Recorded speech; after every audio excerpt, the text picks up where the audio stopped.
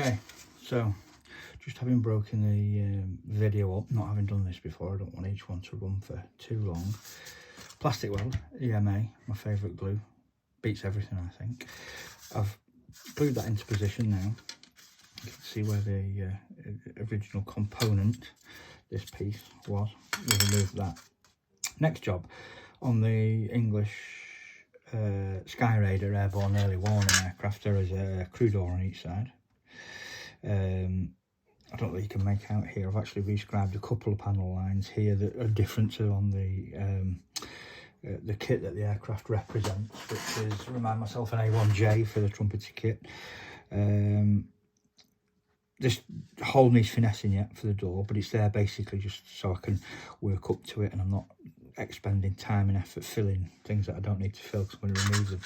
So I need to put a door in exactly the same place on the other side, and I'm going to do that here again before I commit to any more work on hiding the seam, so I don't end up doing work I don't need to do. Basically, there is a raised plate here. It could be a stiffening plate. I think on the real aircraft, probably 20 thou deep. On the kit, that needs removing. You can see it's been removed here. I've just put a skim of filler over it because there is part of the panel gap that runs down the middle. So to do a simple get a simple idea of where that door's going to go, because we're only cutting out basic shapes at the moment. I'm going to line both the fuselage halves up as an opposite so I can put it in exactly the same place. And I'm just going to use a pencil and I'm just going to draw through the door that's been trimmed out, generally roughly, not perfectly. That needs finessing, as I say. And we can see there we've got a position for the door, and you can see how that door overlaps panel gap here. So we've got to remove it carefully in a series of pieces because we don't want to accidentally run the knife along a gap and make things worse, exacerbate issues with poorly fitting panels. That piece, by the way, it's going in my Gizmo spares box because it might make a good bit for a science fiction model or something like that. So we'll get rid of that and redeploy that sometime later. So I'm going to do a very nasty, dangerous little trick now. I know it's lazy, but it gives me a bigger hole quicker than just using a drill bit and having to chuck it up in my Dremel, and then the Dremel possibly running on melting plastic. So if you're happier using a drill bit and a Dremel, use that. But I'm just going to twist using my knife because the plastic's relatively thin. You saw how fast the knife went through that then. Relatively thin. Now what I've done is the two holes I've put there, I've put them roughly in the centre of what in effect would be the circles that create the door, and use this reamer. And if we put this reamer, it's not a particularly sharp pointed reamer like some, so I'm not going to injure myself. And again, it's well used on metal and plastic, so the blades still work, but they're not dangerously sharp. I'm just going to twist that reamer in to increase the hole size, and you'll see as I get towards this panel line, we'll go a bit south when we get to that junction in terms of it starting to tear the plastic. Nearly there. Nearly there. Let me just open this one up. He said tear the plastic. I did the first time I did it, and I'm expecting to do it the second time, but because I'm doing this one on video, it's showing me up. You can see there, can you see? Well, hopefully you can see a little bit of care needed. The plastic starting to tear and damage at that point. It's still within the pencil line that we need. So I'm just going to bias the pressure slightly on the reamer. And it just, using the reamer just helps you get the circle. Again, if we bias the pressure slightly, you can see the holes are getting larger.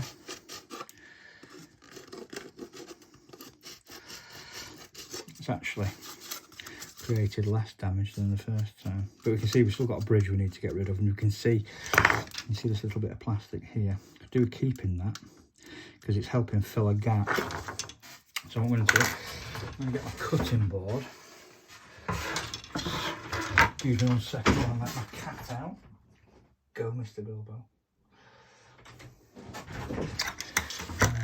And so I'm not cutting on my basic desk here. I'm just going to slice, chop through the slightly damaged plastic that we've got. We can see that bit's now gone, and that bit there connected to the arm of the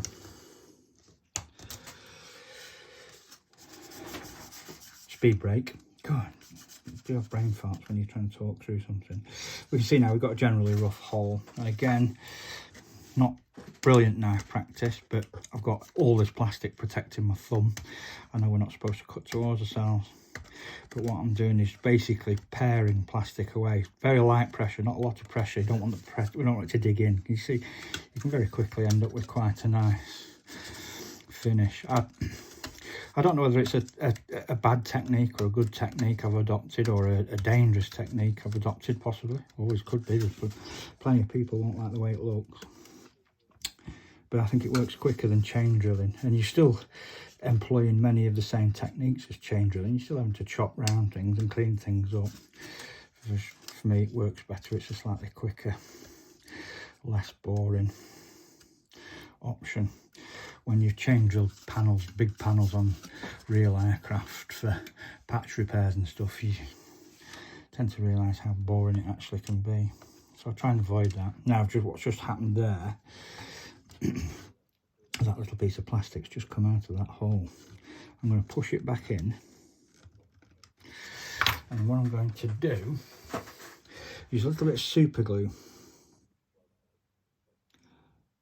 on the outside, just to help secure it in place. Super glue sounds very much like plastic. I'll just help hold that in place. And then what I'm going to do while I'm at it, I'm going to run a line of super glue around the gap at the back of the piece. This will be hidden behind details. What I'll do is I'll put a false wall. It'll be very difficult to see this false wall when you look through the door. A bit of accelerator so I can handle it quickly. Blow on it to help the accelerator evaporate.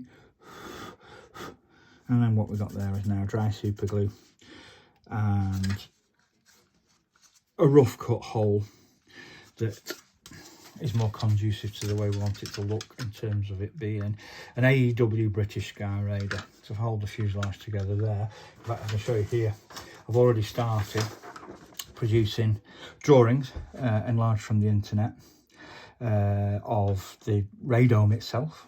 Apparently this radome was bolted straight onto a Shackleton after they'd finished with the Skyraiders. I think I read somewhere. There's one in Manchester Museum, which is sadly now closed, but you could get quite up close and personal with that one. This odd component here is the new fuselage spine that sits behind the cockpit. Sits along the back of the fuselage here, from where the rear cockpit wall is. That, fortunately, can be made, and I'll go into more detail later, from one of the drop tanks from the kit, from the centre drop tank that's used. I'm going to use the two wing drop tanks to make the aircraft look busy, but the centre drop tank, which is replaced by the radome, will help me make this component. The radome, which will be in one or two videos time, will be made from plastic card balsa wood and then skimmed with a little bit of filler and filler primer. I'll go through the stages of making that. But as we can see at the moment, it's coming along. I'm just going to end this video now, and we'll come back to this video when both of those pieces are in place, and we'll do a little bit of rubbing down. Okay.